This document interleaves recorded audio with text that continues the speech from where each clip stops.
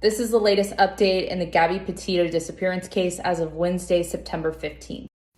Police are looking for 22-year-old Gabby Petito. She disappeared while traveling in a van cross-country with her fiancé, Brian Laundrie. She's been missing since late August.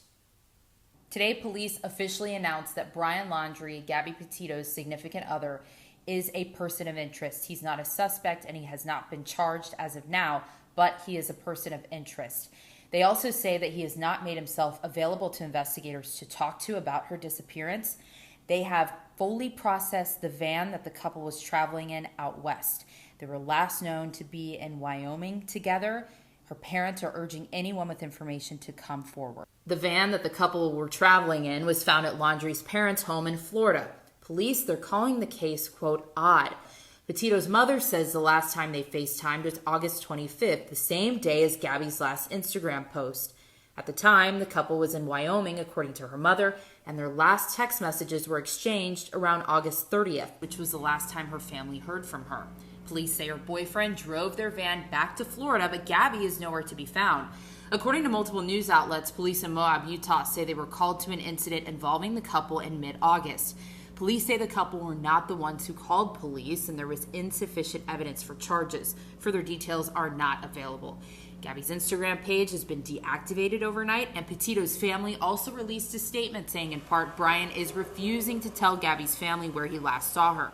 I'm glad to see that Bridget Matters has requested the body camera footage from that incident. Pause to read. If not, I have the full statement in a video I will have linked in the description. And this here states that Facebook, who owns Instagram, told Fox that they accidentally deleted Gabby's Instagram yesterday, but it is back up. Did you hear about this 22-year-old woman from New York who vanished during a cross-country road trip? Gabby Petito's parents haven't heard from her in over 2 weeks. We don't eat, we don't sleep, we're just actively looking for her. I just believe she's in danger because she's not in touch with us. And she could be alone somewhere. She could be stranded somewhere in the wilderness. They say she was traveling with her boyfriend, who she's been living with for the past 2 years in Florida. Gabby was vlogging the adventure. A video posted on August 19th showed the couple in Utah. Hello, and good morning. Her parents believe they stopped at Grand Teton National Park in Wyoming on August 25th. Now here's the strange part. The white van they were traveling in was recovered back in Florida, and the boyfriend, well, he's back in Florida too. Police have not linked him to her disappearance, but two important questions. Why did he come home alone? And where is Gabby? Gabby, we just want you to come home. Call us. Let us know you're okay. We just come home. I miss you. Of course, I'll be following this for new updates. Hey guys, a new update to the Where's Gabby story I posted September 13th. If you missed it, 22-year-old Gabby Petito disappeared while road tripping with her boyfriend, Brian Laundrie. This video from her YouTube vlog showing them in Utah about a month ago. Brian's stretching, doing some morning yoga. Something's not adding up because Gabby's parents say he drove her van back to his home in Florida, but there's no sign of their daughter. The new information today is the statement made by the boyfriend's family through their attorney. Here's the highlights. On behalf of the Laundrie family, it is our hope that the search for Miss Petito is successful and that Miss Petito is reunited with her family. On the advice of counsel, the Laundrie family is remaining in the background at this juncture and will have no further comment. Now, Gabby's family had a sharp response to this, saying, quote, "The one person that can help find Gabby refuses to help."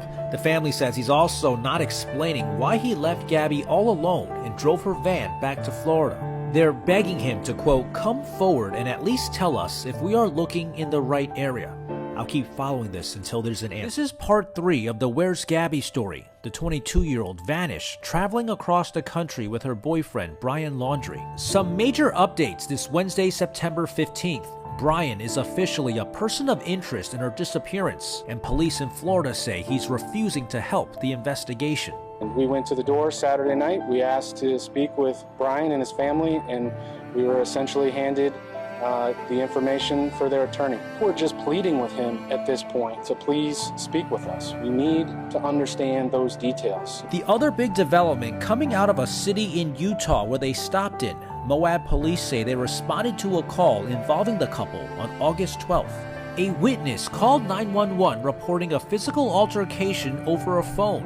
In the police report, the officer said the witness, Gabby and Brian, all told a similar story. There was an argument and it escalated. She began slapping him. He pushed her away, got in the van, and tried to lock her out, but she managed to force her way in before he drove off. The officer who pulled them over said Gabby was crying uncontrollably in the passenger seat. They told the officer they suffered from anxiety issues and had been arguing more and more during the 4 to 5 month road trip.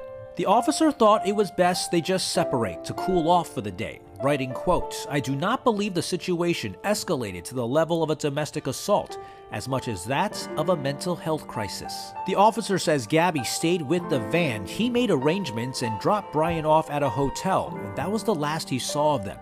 Gabby continued posting on her Instagram until August 25th. Her family, who reported her missing September 11th, issued a new statement today, pointed words to the boyfriend. "Brian, your silence is reprehensible.